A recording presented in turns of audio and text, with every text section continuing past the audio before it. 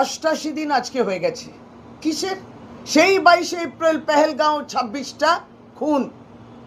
উগ্রবাদীরা ঢুকলেন পেহেলগাঁওতে, এসে পর্যটকদের মারলেন, আবার চলেও গেলেন।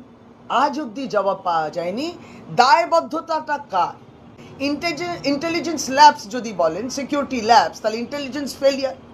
এটা তো কেন্দ্র সরকার স্বীকার করছে না কেন? আর স্বীকার না করে উপরন্তু আইবি চিফকে আপনি 1 বছর এক্সটেনশন দিয়ে দিলেন। তার বিরুদ্ধে আমাদের কিছু নেই, কিন্তু বক্তব্যটা হচ্ছে যে কি করে উগ্রবাদীরা ঢুকে গেল 200 কিলোমিটার, মেরে চলে গেল।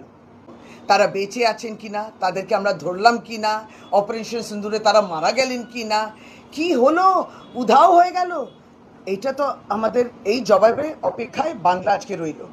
বাংলা হান্টের আরো খবর দেখতে নজর রাখুন। বাংলা খবর মানেই বাংলা হান্ট।